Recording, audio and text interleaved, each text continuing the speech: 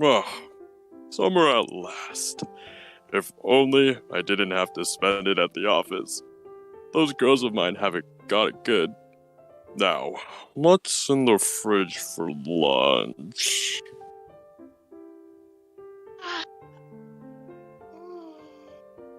Oh. Hey, Dad. Morning. Shimamura, up so early. Are you developing a worth ethic after all?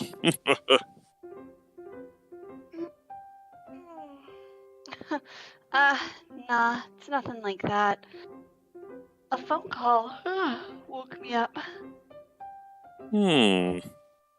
But it's not even 7 and you're never up before 9 on days off. Yeah. Well, I mean, no. Or rather, it's just normal, I guess. Your friend, then? Adachi, was it? She seems like an early riser. A real go-getter. Actually, yeah. And we're kind of more than friends since last night. Is that so? Well, maybe you can help me. Recently, I've been hearing all about this LGBT. Is it some kind of sandwich? I keep asking around, but I just can't get a straight answer. What? No, it's...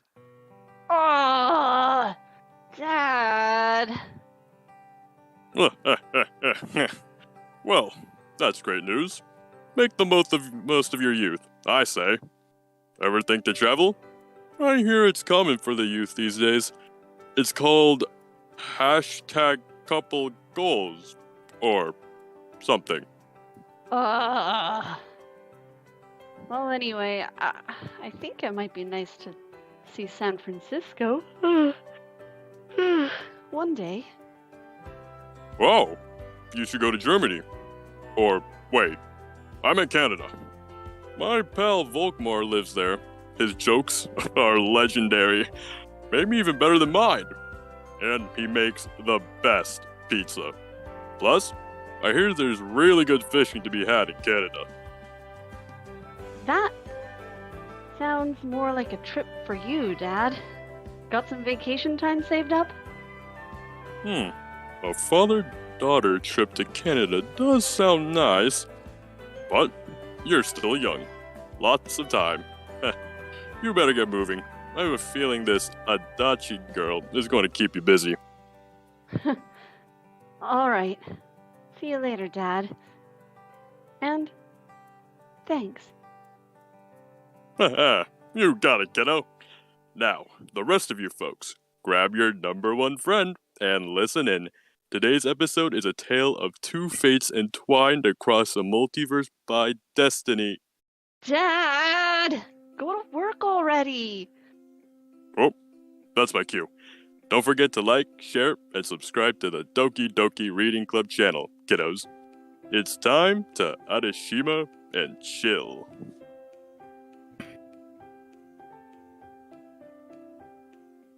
Alternate Universe 1. If they hadn't met on the gym's second floor. When was it that I'd become an adult? Where exactly could the line between the childhood and the current phase of my life be drawn? Personally, I felt like the switch had occurred when I'd started traveling to places by train instead of walking or using a bike. I wasn't saying that was a positive thing, like I've grown or something. Rather, it was a step I'd taken purely out of necessity. No one out there possessed the ability to accurately gauge how mature they were. Of course not. That was the reason why the standard way of measuring it relied solely on the person's age and nothing else. The world at large was treating me like an adult, and I had to act accordingly. There was nothing more to it than that. Having taken a train to another prefecture, I now found myself weaving through a stream of people to get to the subway station. With no time to spare observing the grandiose golden clock, a common meeting spot for many, I quickly took the stairs leading below the ground. What immediately hit my nose as I arrived underground was the smell of people. Or rather, the smell of cosmetics and hairdressing products and other such things. My ears grew clogged with various sounds coming from all directions, making this situation the opposite of calm and relaxing. I hopped onto the subway and traveled the distance of a single station before once again climbing upon another set of stairs for another transfer. Contrary to the little progress I was making in terms of distance traveled, I found myself panting quite intensely. My body was starting to grow heavy, almost as if the dust around me was clinging onto me. Ever since I finished school and got a job, a day hadn't gone by when I didn't feel exhausted. As I stood there on the platform waiting for my train to arrive, I found myself inadvertently glancing at the row of people next to me. 3 people down from me stood a woman with a very listless expression on her face. Once again, I got to see her. That was how I felt. Her hair was long enough to almost reach down to her waist. It was also faintly brown, likely due to having been dyed a long time ago. As for her eyes, those were reddish brown and always appeared both heavy and tired. It was likely for this reason that her face had made such an impression on me. I often saw her during the morning, leading me to think that, like me, she too was an office worker. We also seemed to be around the same age. Furthermore, and this went without saying, she was a complete stranger to me. I didn't know her name, and in the same way, I couldn't recall having seen her outside the train station. Not once had I even spoken to her. Thinking about it, it was true that I wasn't acquainted with any of the people I was about to aboard the train with. We were all strangers, on our way to somewhere distant.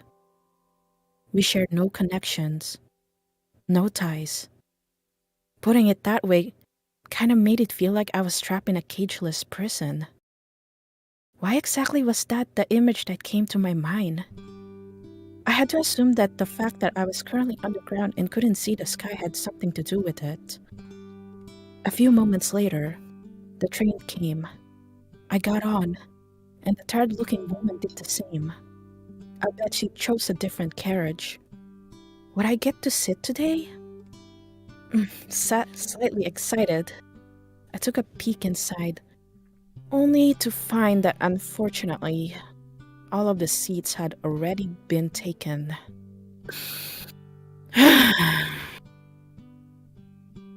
Letting out a sigh, I walked over to the closed door on the opposite side of where I'd entered and took my place. There, I pressed my face against the window glass before letting out another sigh. The day had just started, and already I was feeling so incredibly tired. I bet everyone else was the same way. Pulled out my calendar to give myself something to cling to, and though I already knew it to be the case, saw that it was Thursday. Even after this day came to an end, there would still be one more left to go. Only saving grace was that Fridays tended not to be quite as tedious as the rest. I found my head tilting further to the side as I thought about that. It was there that the train began moving. Through darkness that blocked my vision, I was brought not to a world of dreams, but rather to that of reality. My age meant that I'd spent the majority of my life as a student. And because of that, it was still very common for me to have dreams about being in school. The one I was having this morning was like that too. It was night in my dream, and though I'm not sure what combination of detention and supplementary lessons had placed us in school at such an hour, the fact of the matter was that we'd been made to study. Naturally, I didn't like it one bit. I felt super tired and wanted nothing more than to leave and go to bed. So tired that through some bizarre stretch of logic, I decided that it was okay for me to do just that. By the time I realized it, I've already packed my bag and exited the classroom. For some reason as large as the sports hall located on the first floor. Breathing in the cold air of the night, I walked forward taking light steps. No one came to stop me. No one yelled at me. Of course not. That all made sense. Why? Because I was no longer a student. It was right in the moment when that realization hit me that my alarm clock went off. I regained my senses and at the same time grew aware of the fact that I was in a dream. That part I found kind of fun. The rest, not so much. I was feeling so incredibly tired. No matter how long I slept, that sensation just refused to go away. It remained there inside my head, inside my eyeballs. And yet, as I didn't feel tired anywhere else, I could only assume that my body had gotten enough rest even if my mind hadn't. Staring bitterly at the device that had forced me awake, I slowly got up from bed and began going through my morning ritual. Unlike back when I'd been a student, I could no longer resort to simply skipping a day when I felt like it. In the end, dreams were just that. Dreams. Two things had remained a fixture of my morning from my student days. Those being the cheeky way my little sister told me to get it together as she left for school, as well as Mom kicking me in the butt to make me hurry up. Slowly, I finished the rest of my preparations. It was only when I splashed some cold water against my face that I began feeling like I was even somewhat awake. With my eyes now open, what I saw projected in the mirror in front of me was my own face, completely lacking in color. I went ahead and poked my cheeks. Something definitely was missing here. Surely, it wasn't like my skin was dying or anything like that. But as far as my complexion was concerned, it really did feel like lacking. I couldn't help but look away and laugh as I thought about the people I often saw at work. Their faces. I took a bus to the station, and after a short train ride, began making my way to the subway. It was in moments like these that I found myself regretting not finding a job somewhere in the local area. That wasn't the only thing I regretted. Really, the path that I'd taken in life was more or less one that I've chosen on a whim. And now that I look back on it, I could see mistakes and bad choices everywhere. I suppose that was kind of what life was like by definition. As I stood there on the platform, waiting, trying my hardest not to yawn, I happened to look behind me and saw a face I recognized.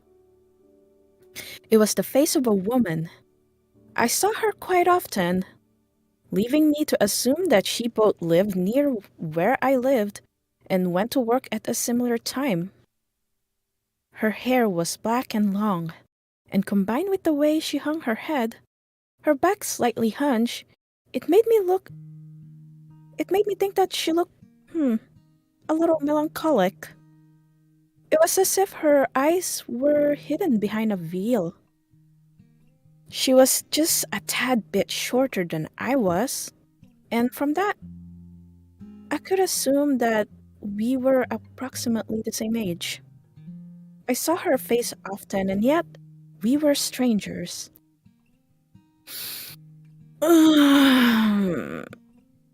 After letting out another yawn and wiping away the subsequent tears, I turned my back around. A few more moments and the train would come.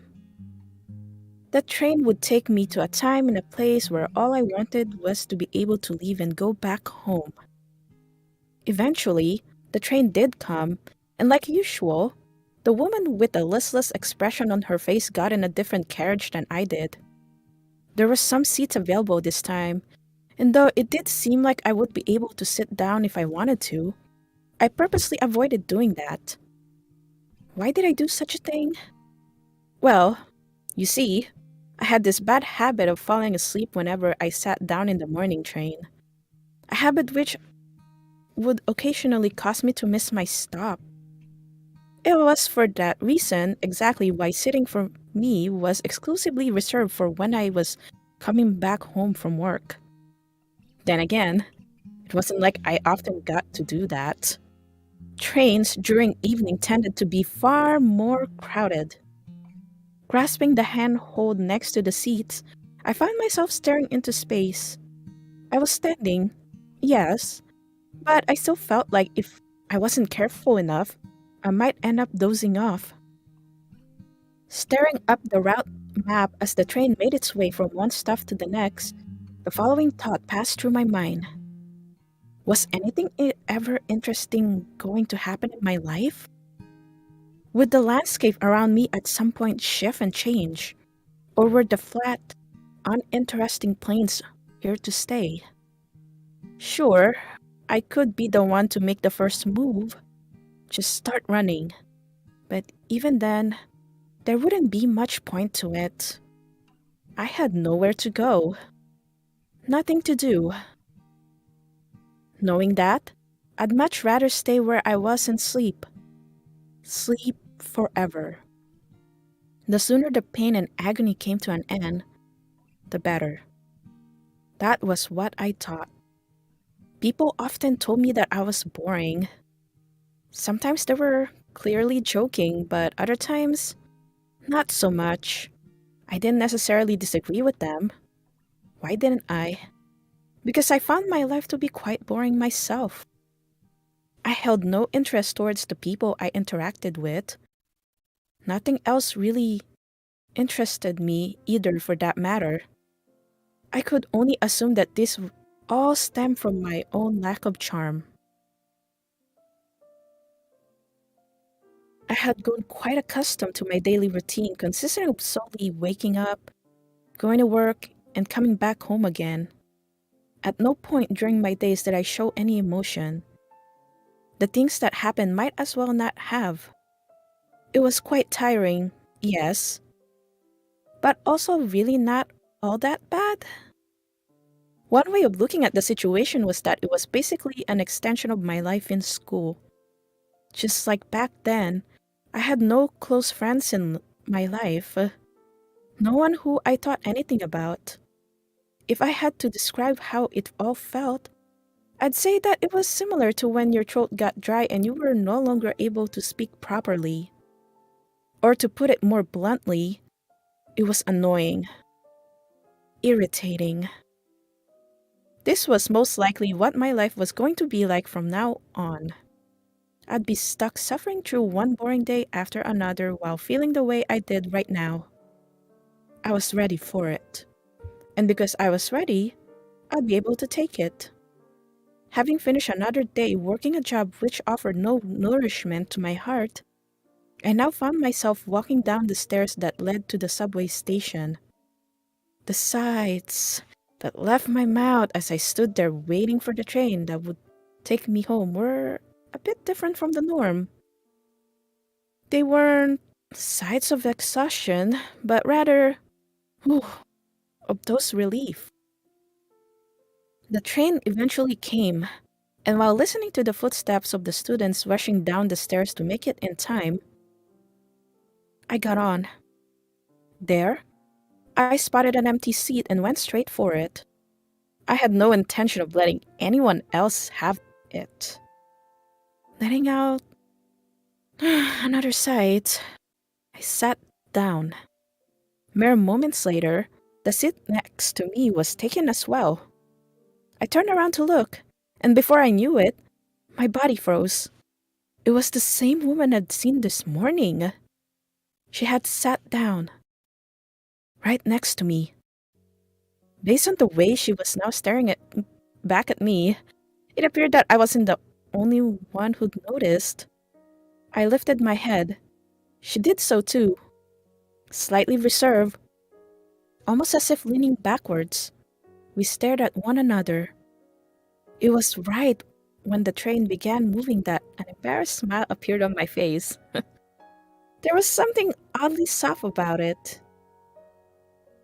Something that caused my skin to tingle. I gave my head a random shake before shifting my gaze away. For so long, my emotions had remained sealed away. And now, they were being tickled. Seriously, what was going on here? Feeling strangely self-conscious, I gave the woman a hesitant peek. She'd been looking at me as well. Her wide, soft eyes stared at me, puzzled. Our eyes met, and immediately my cheeks grew warm. Once again, I shifted my gaze away. It felt like all at once, the dust that had been piling on me had been blown away. Why? Why did I feel this way? I was just riding the train with someone. That's all. I've never even heard of this person speak. And yet, my heart was beating so incredibly fast. My back was usually hunched, but now, I found myself sitting with it perfectly straight. We were both aware of where we were going to be getting off. We weren't even talking about anything. Just sitting together. Together? No, that wasn't the right way to put it. Us both being here was nothing but pure chance. A mere coincidence. And yet, I had to wonder, wasn't that exactly what it was like meeting someone? It wasn't something that was decided beforehand. It just happened. For whatever reason, two lives that had meant to go straight became overlapped with one another. Perhaps the way forward in life wasn't as fixed as I had personally thought. The train stopped. Just a bit longer, and this moment would come to an end. Knowing that, I did what I did next. I showed interest towards her.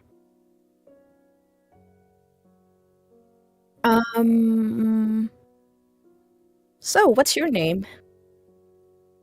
Even I missed my chance to meet her. I would end up running into her one day. It was destiny. Destiny that changed my life and remade my boring world into one far more interesting and active.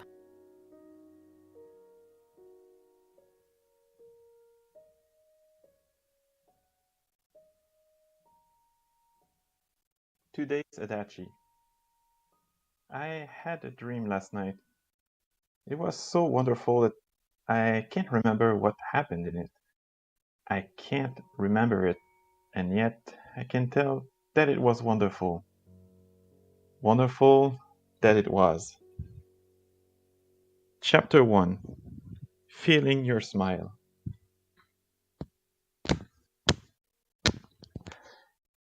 That wasn't the sound of me clapping my hands.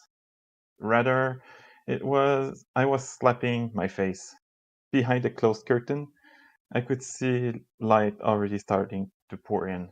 It was morning, and yet, to me, it didn't feel like any time had passed. I closed my eyes, and then in the next instant, I had woken up. This wasn't the only strange sensation bothering me. Both my shoulder and my head felt completely weightless.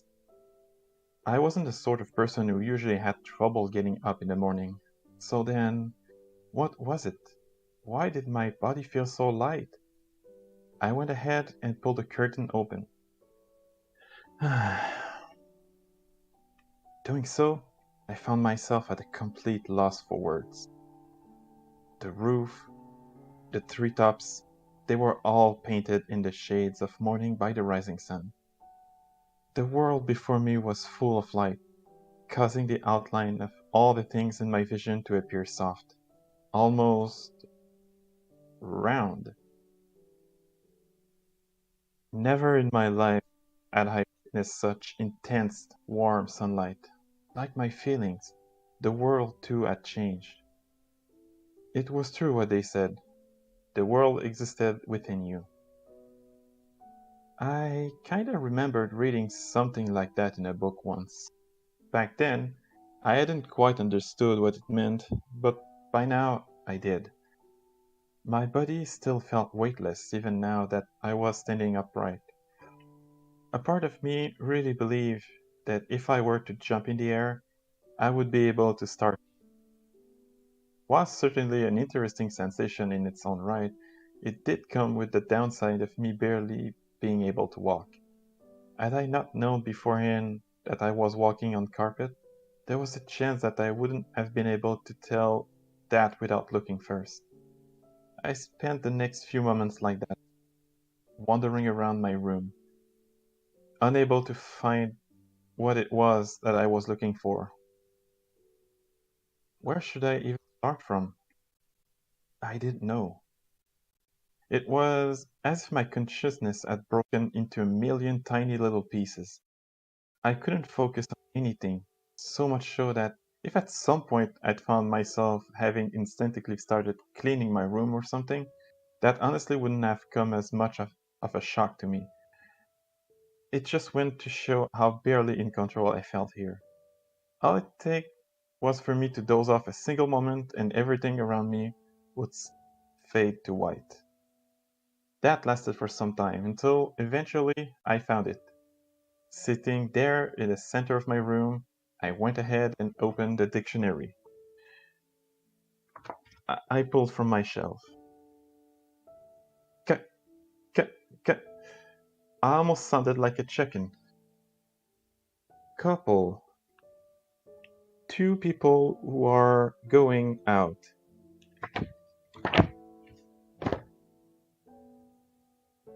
Going out. Forming a couple with another person as lovers. Lover. A person one thinks about romantically? Commonly implies mutual love? I slammed the dictionary shut, and doing so, collapsed on the floor. I could feel my chest tighten. That sensation was centered around the pit of my stomach, and in some way felt like I was holding my breath. Soon enough, my limbs started growing heavy, almost as if I was suffering from lack of oxygen. I found myself instinctively opening my mouth as far as it would go as I sucked in all the air I could.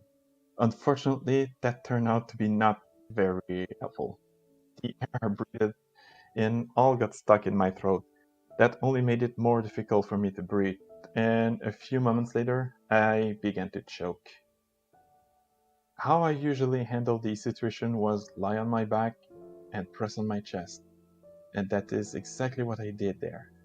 Little by little, my skin began to burn, almost as if the warmth of the summer was raining down upon me. My neck especially felt hot. I could practically feel the blood gushing through my veins. My heart began to race, bringing with it both nausea and an headache. And yet, it I didn't entirely dislike the sensation.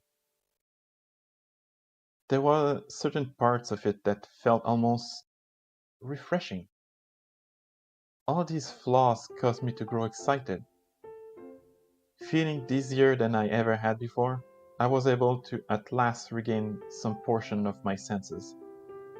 Alright, let's calm down. Seriously, what was wrong with me? Why was I this excited? I hadn't sweat any during the night, but now my body was drenched all over. Combing my stuffy hair with my finger, I forced myself to take a deep breath.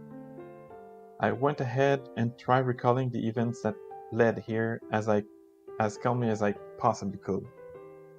Right now, it was morning. And yesterday, it had been night. Wait. Why did I need to confirm that? What was I even doing? I had barely taken the first step, and already I was starting to lose it. I suppose acting calm in this situation simply wasn't possible. I scratched my head. In any case, yesterday I had attended the festival with Shimamura, and then the next day had come. Less than 10 hours had passed since then, and yet, just like when viewing fireworks from afar, those memories felt distant. The detail was so easy to me that part of me seriously wondered if it had all been just a dream. I had basically no recollection of me coming home from the festival. What had followed Shimamura's response, I couldn't tell you. The fact that I had picked out all the good bits and stored just those in my mind only made it feel more like a dream. Speaking of good bits, I kinda remember coming home holding her hand. I also felt like we talked about something. But as to what that something was, I didn't remember. That's right. I'd had a conversation with Shimamura and couldn't recall it. If anything could sum up my mindset last night, it had to be that. The development had simply been that shocking. I told Shimamura that I loved her. Following that, Shimamura had asked me what it was that I wanted to do. One thing led to another, and soon enough, I'd asked her to go out with me.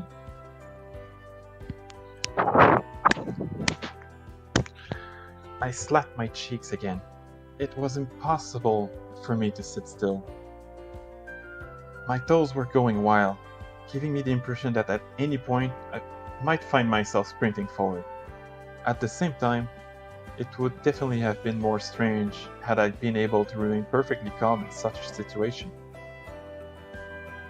That was how I chose to see it, at least. My eyes continued to spin. The fact that we were going out probably made... No, it definitely made our relationship a special one. The joy this knowledge gave me was unlike anything else. We were both irreplaceable to one another. The embarrassment to myself. Of course, there was no way I could wait.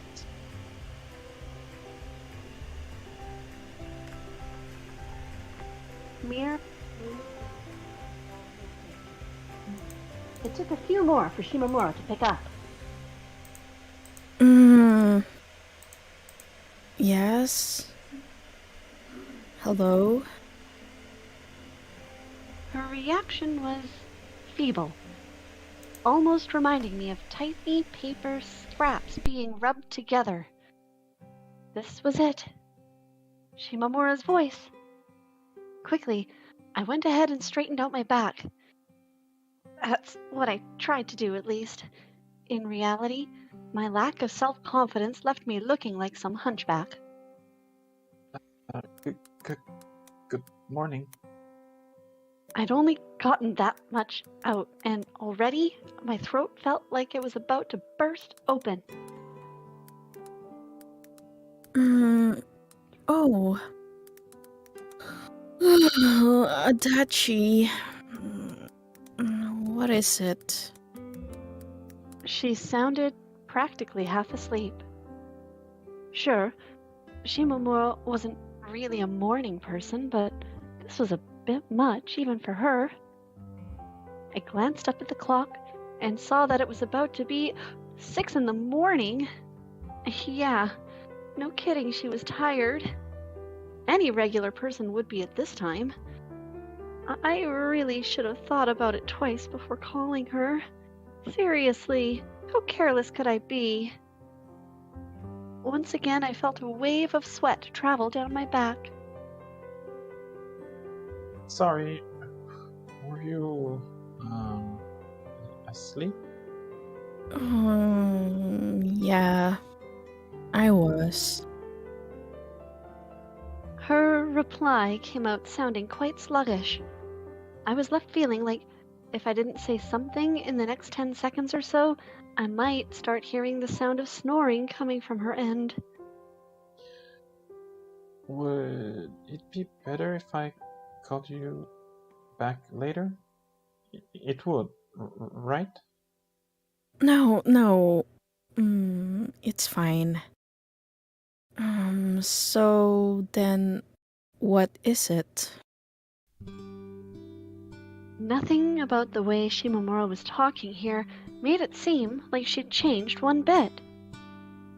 No, it was just the regular old her on the other end of the call.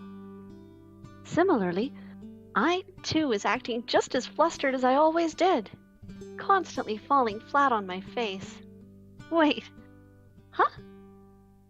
Did that mean neither of us had changed then? Huh. There was something about this realization that helped me calm down. I didn't have to do anything new or different. No, I should just talk to her like usual with my eyes drawing circles. Looking at it from an objective point of view, I really did act like that pretty often, didn't I?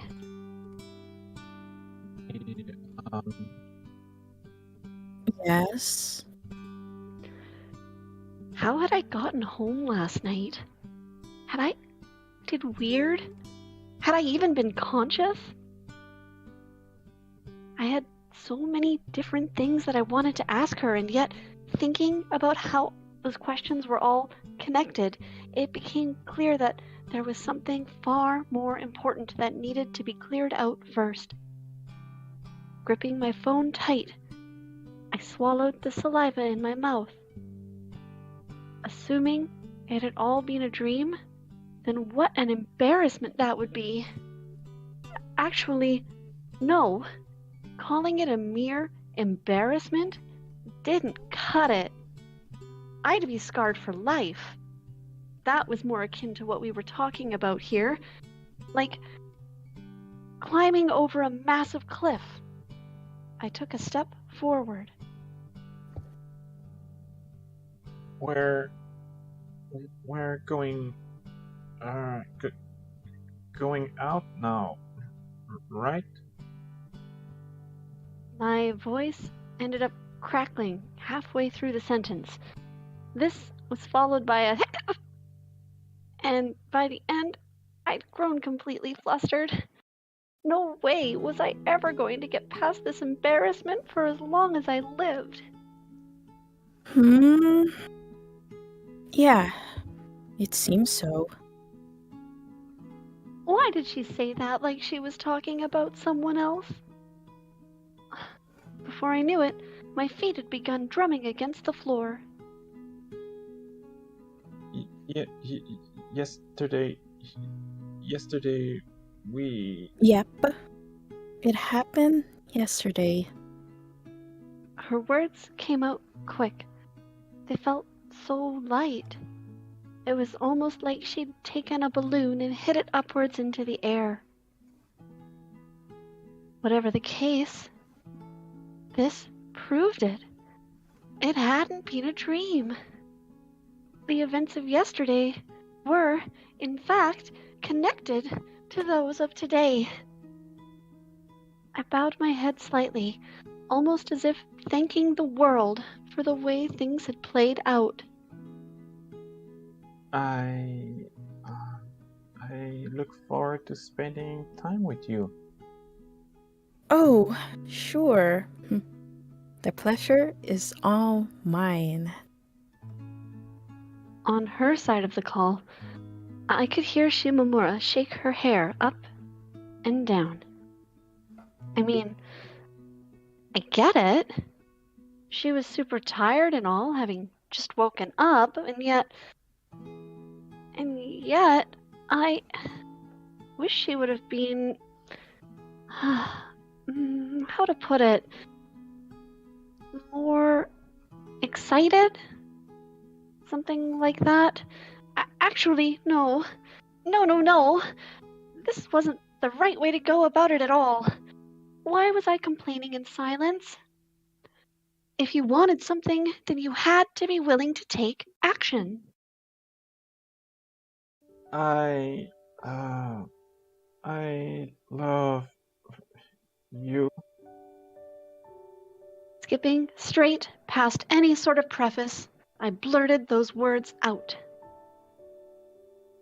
It was during moments like these that I became painfully aware of just how little experience I'd had in life. The worst part was that I couldn't even blame anyone for it. No, this was all my own fault. Oh? Well, thanks. The way she elongated the last word there caused my ears to grow warm. Before I knew it, our conversation had come to a halt. What else could we talk about? What else was I supposed to say? I had no idea. Oh, I never did. The heat and the silence both continued tormenting me. Well then. Yep. Sleep. Well? It felt pretty strange saying that in the morning. I'll try. I could sense her moving her mouth away from the phone as she said that. Though our relationship had changed quite a bit, it seemed that we were both more or less the same when it came to talking on the phone. So, this is how it was now, huh? This whole situation was so incredibly difficult for me to grasp. Oh, but right then, her voice came back. I love you too.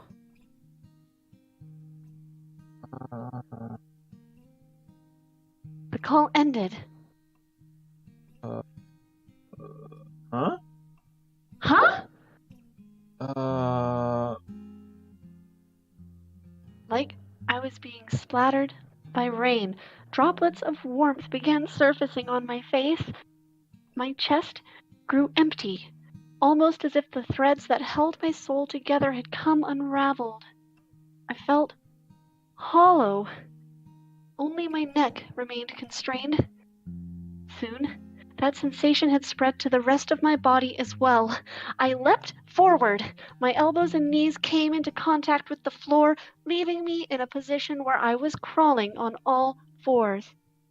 As soon as I was able to comprehend what had just happened, a wave of embarrassment so intense it made me want to roll around while holding my head hit me, rendering me incapable of thinking about it any further. It was as if I'd just consumed some poison of an unknown nature. Pressing my fingers both above and below my eyes, I tried my hardest to endure what I was going through. Just relax. Just relax. It was there that I reached my limit. The way I squirmed around made me look like a bird that had been shot out from the sky. A summer morning in the middle of August. Sound of cicadas had started to grow distant. To replace them appeared a new type of creature, one which howled far more loudly by itself. There, a new chapter of my life had began, a chapter so sweetly hazy. I once again found myself holding my head, wondering to myself if it had all just been a dream. Everything was going exactly how I had wanted, and it was that which caused me to feel so incredibly anxious. In my mind, that had never been how reality worked. The world wasn't kind and gentle, but rather cold and bitter. I had to wonder, had I perhaps been wrong in my assessment? Maybe instead of being cruel, the world simply held no interest towards us? What even then was the world? What was reality? The conclusion I came to was that it was everything that surrounded us. The environment, the air, human relationships, everything beyond the planet, the entirety of the cosmos itself. All things which hardly cared about a measly little individual. There you had it. Reality was not interested in us. It was neither malicious, nor was it going to offer us any support. Everything that had ever happened in the world was the same way. Rolling a long streak of sixes with a dice didn't mean that someone had orchestrated it, nor was that the case when you couldn't stop rolling ones either. The fact that good things were happening to me now didn't mean that I had to feel anxious of what might come next. Of course, on the flip side, it was also true that repeated misfortunes offered no guarantee that things would eventually get better. Still, Sitting there, with my knees up, I found myself wriggling from side to side. I understood from a philosophical point of view that there was no reason to worry, and yet, at the same time, that didn't help me to feel any less anxious. Oh, should I call her again around noon? Ask her about how she said that she loved me? I could feel my hair slapping against my forehead. Why was it that I ended up attacking myself whenever I felt this embarrassed? I was so inarticulate, like a piece of damp seaweed. The opposite of snappy and to the point. Was it really not possible for me to hold myself together when talking with Shimamura? I'd been able to do it earlier, way back when, and yet now I no longer could. Why was that? I found myself thinking about it with my face hidden behind my knees. As I got older, the things I was not able to do grew in number. That was most certainly not how it was supposed to go. I'd once heard someone say as much. Well, then again, it wasn't like I'd been able to do much to begin with.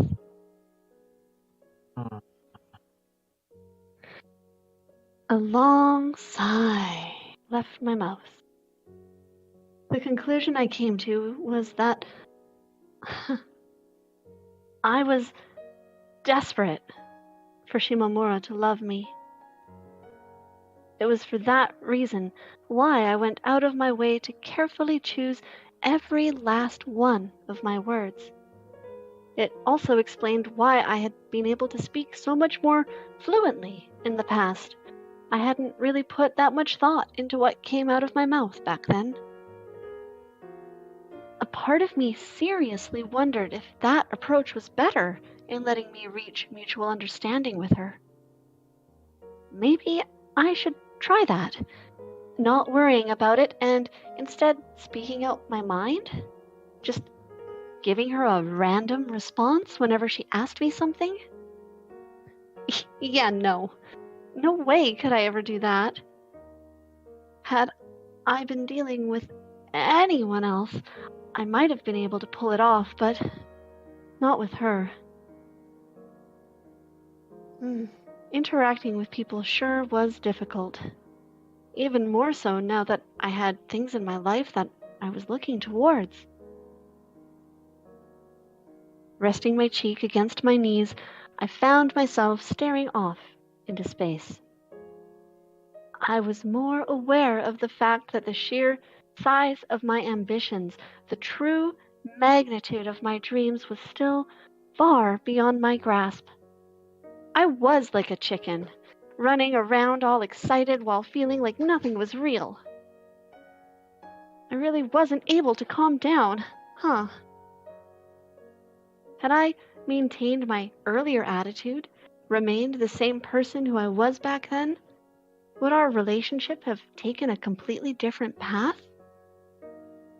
I could only assume so. Would things have gone more smoothly between us? Would everything have been less stagnant? I caught myself entertaining such thoughts. There were so many aspects to me that were beyond helping. It was quite the human thing, wasn't it, to feel that way? For some reason, I found myself wanting to hear Shimamura's voice as I leaned forward. Why was that? If I had to guess, I'd say it was because doing so enabled me to hear my own heartbeat and thus let me feel just how badly I missed her. Wondering if I should call her, I reached for my phone. Oh, but what if, instead of calling her, I went to see her? What if I went over to her house and we... Yeah, no. Quickly, I put a stop to those plans. I couldn't even begin to imagine how badly I was going to disgrace myself were I to do that in my current state. If she hadn't already, she'd grow completely disillusioned of me. And I didn't want that. Ugh. Take your time and pull yourself together. Then you can go see her. Calming down was especially crucial, considering that summer break was about to come to an end soon. Whether I liked it or not, going forward, we'd meet at school every single day. I'd have to be prepared for that. All in all, I got the impression that it would take me quite a bit of time to get myself to a state where I was ready to talk with her face to face. Oh, even so, just calling her should be fine. It should be. Repeating that to myself, I used my arm, the same arm that had been stretched out this whole time, to grab my phone. There was one thing I wanted to make clear. Just one thing. This time, it took her very little time to pick up. Shimamura. Good morning. Her voice sounded much more firm compared to when she'd just woken up earlier. It was her usual voice. Immediately, my cheeks began to itch as I recalled her words. Right. Good morning. You're awake? Yeah? What time do you think it is? He followed this question with a giggle. Looking at the clock, I saw that it was just past 10. Wait, no, but that didn't make sense. Given that it was summer break right now, it wouldn't have been at all weird for her to still be sleeping. So then, anyway, what is it? Let me think. I thought about starting off with some casual conversation, like asking her if she'd done her homework or something like that. And yet, ultimately, I ended up skipping straight to the main topic anyway. The longer I talked for, the more opportunities I had to embarrass myself. That was what I thought. Earlier, you said... My heart was beating so incredibly fast that I felt like any second now it might end up climbing up my throat. I love you. Oh, right. Thanks. Again. Oh, no, not like that. That's not what I meant. It's not? Well, that's shocking. No. What I meant is, you, Shimamura, you said, Me? yeah, you said that you love me. Those were her own words, and yet they ended up sounding like they were mine. Hugging my knees and with my body as stiff as a plank, I did my best to endure the tidal wave of embarrassment currently passing over me. I felt like my skin was being burnt off. When did I say that? Huh? Come on now, stop joking. I didn't actually say that out loud, but I did think about it. Was she too embarrassed to admit that she'd said it? That was what I assumed at first. However, based on the long pause that followed, it became clear that she genuinely didn't remember. Hmm. No longer did I feel like telling her to stop joking. Hey, Adachi. Are you mad at me? I swallowed deeply. I'm not. I'm not angry. Oh, yeah. You definitely are. Oh, sorry. But I really don't remember saying it. She'd seen right through me. While I wouldn't go as far as to say that I was angry, it was certainly true that I'd gotten close to losing my temper. I suppose that as far as Shimamura was concerned, picking out such details was far too much work, which was why she had ended up settling on me simply being angry. Close enough. She'd probably thought to herself. It was there in her ability to do so that I felt the difference in our experience when it came to dealing with other people really shone. Had I been the one in her shoes, it wasn't difficult to imagine that I would have thought about it endlessly, ultimately ending up unable to say anything. I'm really not angry. I'm not. So then, what? Even the fact that there was more to come following that statement, she was able to pick out instantaneously. She really did understand me surprisingly well, didn't she? There was something about that realization that made me quite happy. It filled me with light, and yet, light alone wasn't enough for me. I needed something more. So then, could you say it again? Right now? I knew this was more than it was right to ask for, and yet, I asked for it anyway. If you couldn't remember doing something, then you ought to do it over. That was what I thought. Of course, that wasn't to say that there weren't a lot of situations in life where doing something over wasn't really a possibility, because there certainly were. The difference here was that not so much time had passed since it couldn't be taken back. That's a little... you know. The slight variation in her voice let me know that she was currently moving her head.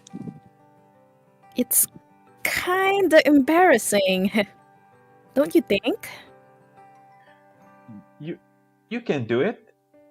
Thanks, but I'm not sure if cheering for me is going to help. I found myself having at some point shifted my position. I was now sitting upright with my back straight. Thinking about it, was this the first time in my life I'd had someone tell me that they loved me? It honestly might have been. I couldn't recall even my parents having ever done that. I suppose I went to explain why I had it ended up like that, like a bird that had been shot down from the sky. The sheer excitement had simply been too much for me to take. Then again, if Shimamura was the one doing it, I didn't really mind being shot.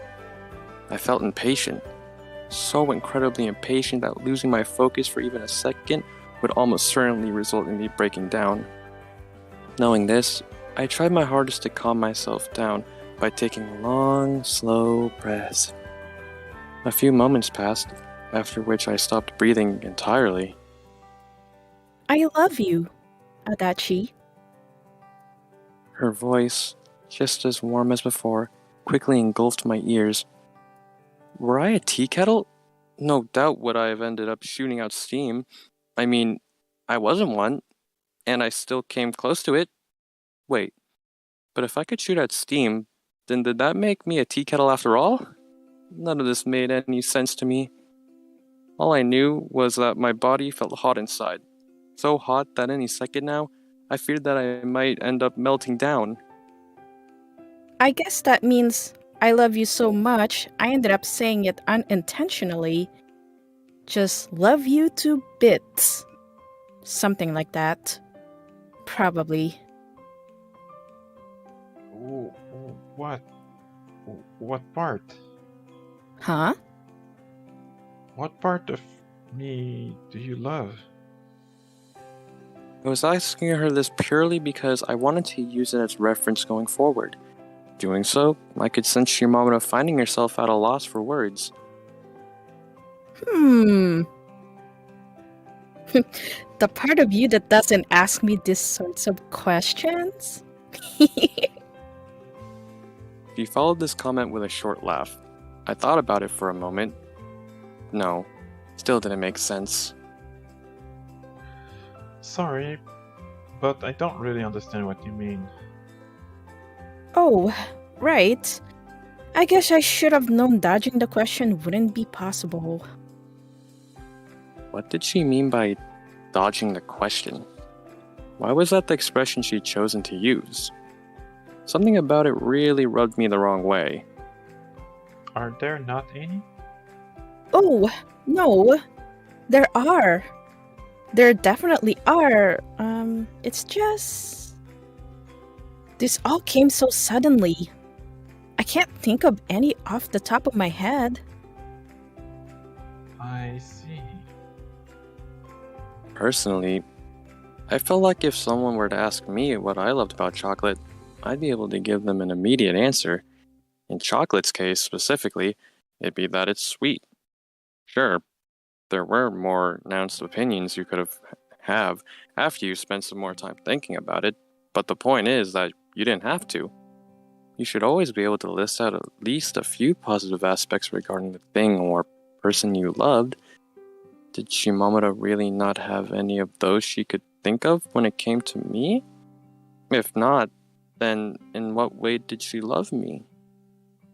What about you, Adachi? Are you able to say which part of me you love? Yes, of course. I can give you multiple. I was confident that I could fill a whole notebook with them. In fact, I had already done that. Ooh, really? Wow. That's shocking. No, it's not. It's not shocking at all. It was for a reason that simply talking with her had led me to have a dream where we'd kissed. There were so many parts of her that I loved. So many. So many. Huh? Yes, so many. I wouldn't have been surprised if I was able to talk more about her than I was about myself. Sure, it didn't really make sense listing out reasons for you loving yourself, but that wasn't what I meant.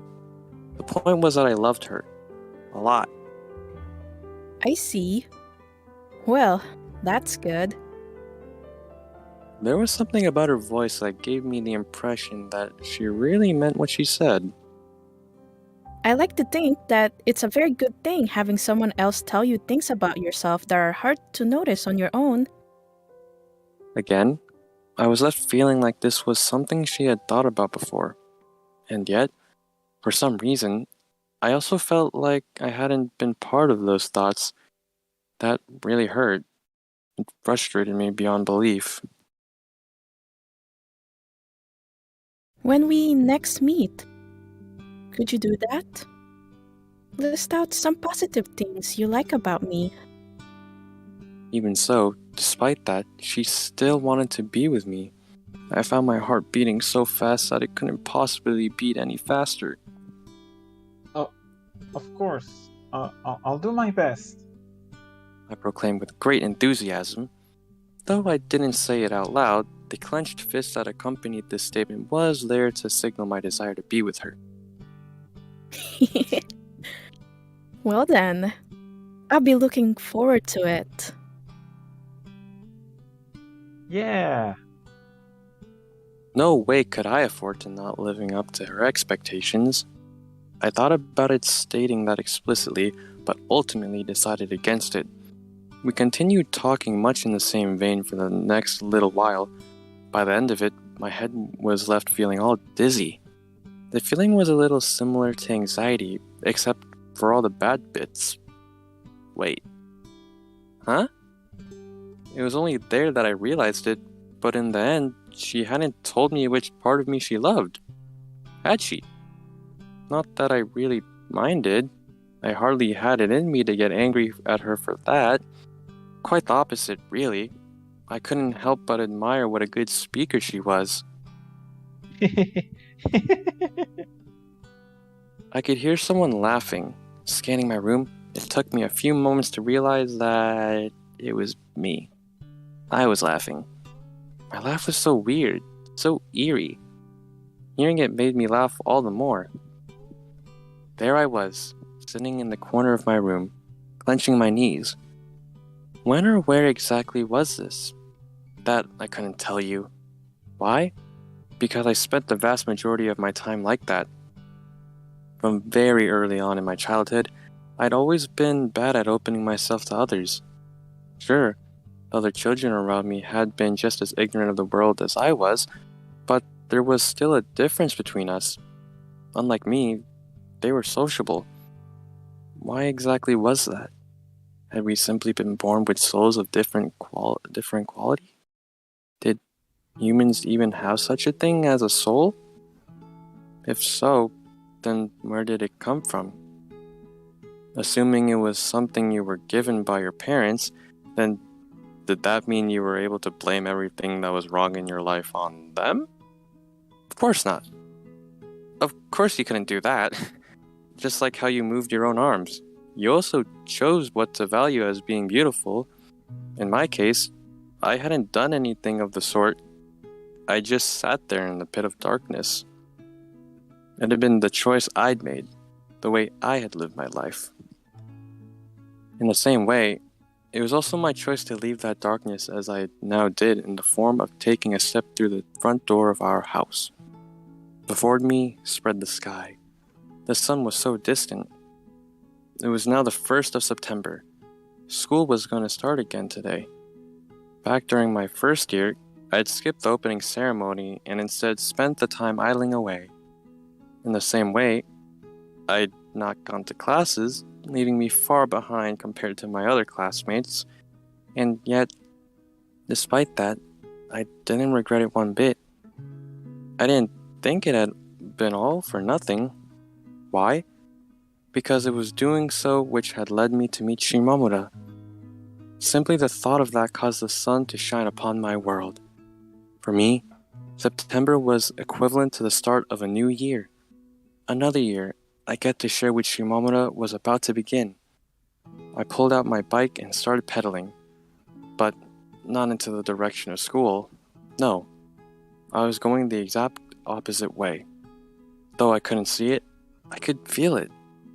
I was of course talking about Shimamura's smile. It was so bright, brighter than the sun that had yet to fully rise. I went ahead and reached out for it.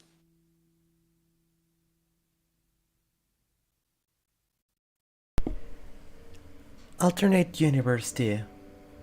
If Adachi had stayed like she was at first. Like usual, I found Adachi sitting there on the second floor of the sports hall. I'd come there too, and I suppose you could also say that it was like usual as well. The one thing that had changed was the temperature. Summer had become autumn, rendering the air around us considerably colder. In the same way, the song of cicadas could no longer be heard either. Ah! The sound of my approaching footsteps prompted Adachi to stop fiddling with her phone and to lift her head. The poor expression on her face let me know that she hadn't been up to anything interesting in my absence. Yo! This short greeting was followed by her lifting her hand just a little bit. I greeted her back, much in the same way before placing my bag on the ping pong table and sitting down next to her. Next to her? Near her? Yeah, let's go with near her.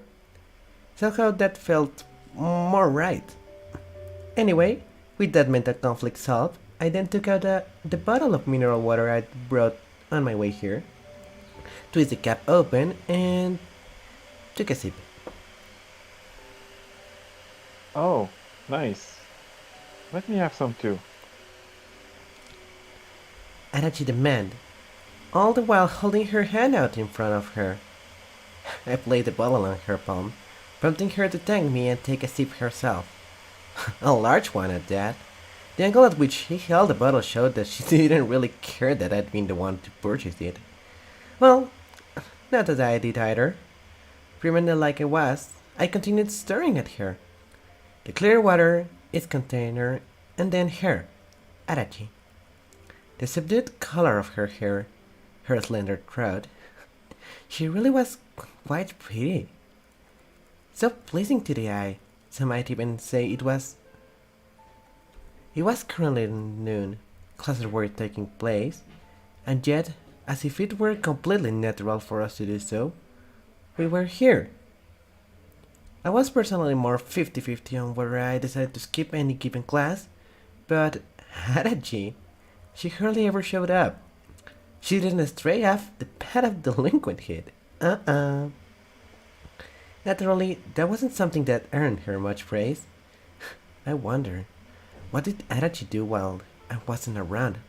Where did she go?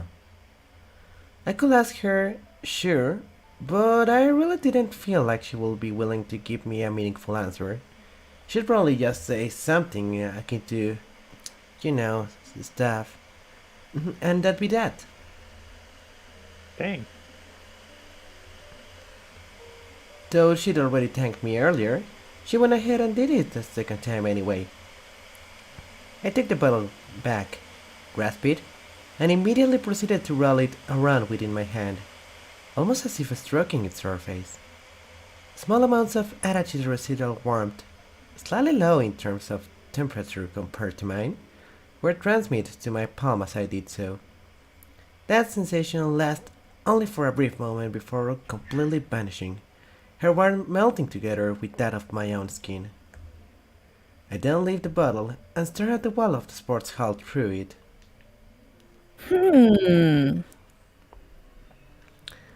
I lowered my hand and gave Adachi a glance. She appeared to be spacing out. It wasn't the case that she was totally expressionless, although having said that, calling her relaxed felt wrong as well. Rather, the impression I got was that the look on her face was formed by the apathy she felt towards her surroundings. This was how she was going to remain till I went out of my way to address her. It was in that realization that I noticed just how much time I had spent looking at her. I wasn't sure why, but thinking about that caused my palms to grow a bit warm. Hey, I spoke out, prompting Adachi to turn my way. The way her hair waved a little as she did so, it really was pretty. That was something I found myself thinking about quite often. what do you usually do when you're by yourself? It wasn't my first time asking her this, and yet, I thought I'd do it again. A lightly butter expression, the exact same as last time, appeared on Narachi's face. Well, you know, stuff. Her head remained slightly tilted to the side as she mumbled this. It seemed that the things she spent her time doing weren't the sort of that could be easily put to words. I see. If she wasn't able to tell me, then I just have to have her show me instead. Okay then, pretend like you're by yourself. Huh? I'll go over there and watch. Adachi proceeded to stare at me, utterly confused. I got the impression she didn't understand anything I was saying. What the hell? Like I said, I'll observe you. Watching, I added while using my hands to form binoculars around my eyes. Completely motionless, Adachi peered inside said binoculars. You want to pretend like you aren't there? Yes, exactly. Huh? But that's tough. I mean, you are there. I get that. Yes. Having said that, I gave Adachi's shoulder a quick tap. Good luck. I believe in you. What? Adachi's eyes grew narrow. She looked like she didn't really want the butter. However, after waiting for a few more moments, she eventually grabbed her bag and got up in a way that could only be described as reluctant. My, how exciting! I quickly followed after her. Together, we exited the sports hall, sticking as close to the wall as possible in order to minimize the risk of being seen by a teacher, made our way towards the main gate with Adachi in the lead. After a few dozen or so steps, a gap appeared in the shadow cast by the building's wall, placing us in direct sunlight as we continued walking forward. There, I shifted my gaze upwards.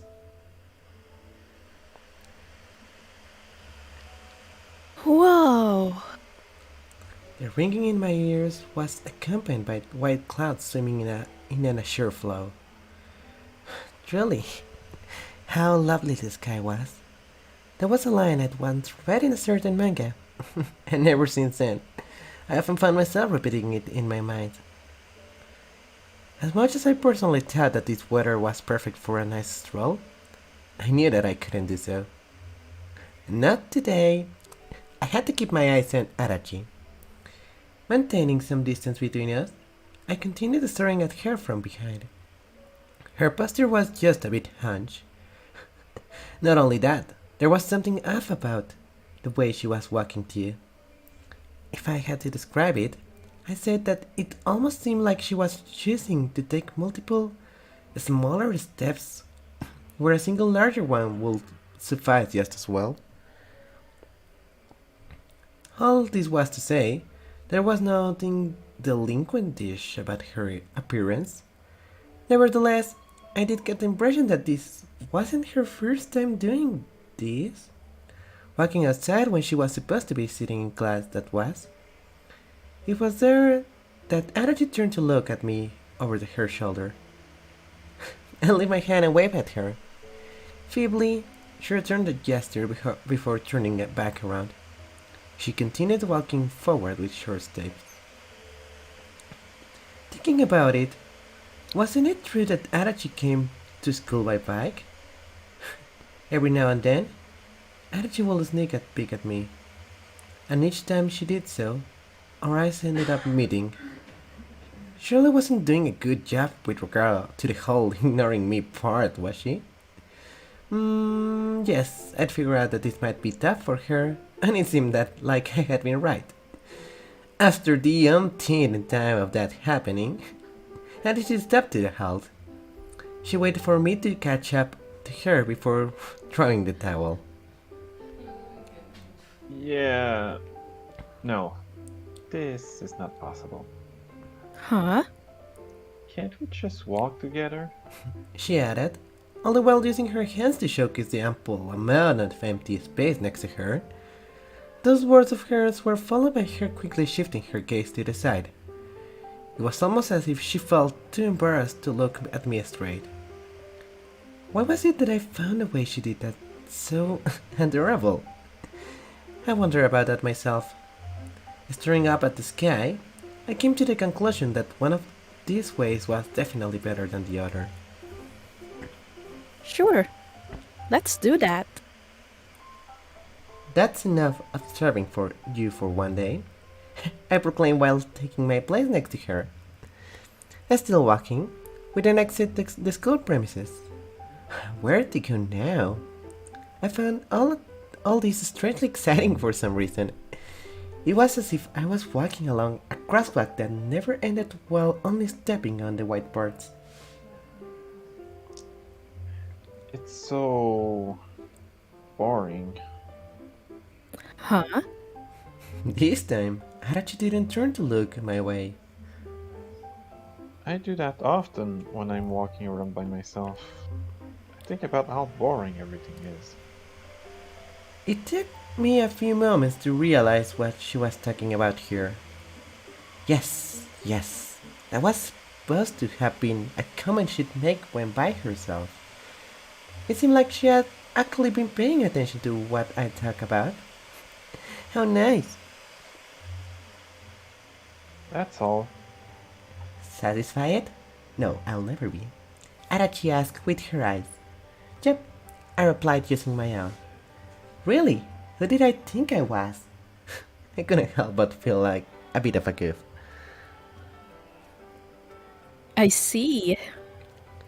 Like water seeping through the cracks in a block of ice.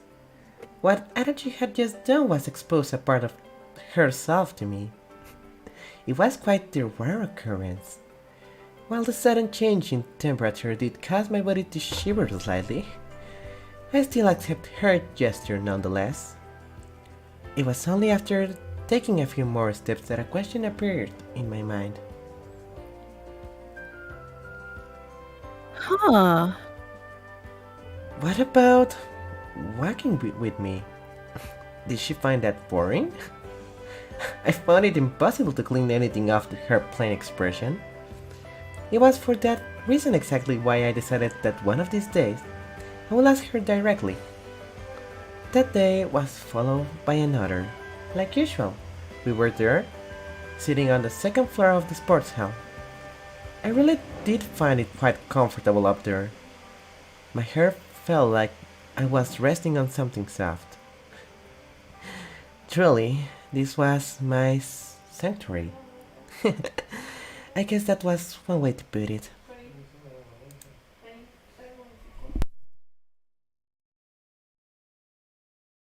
Alright,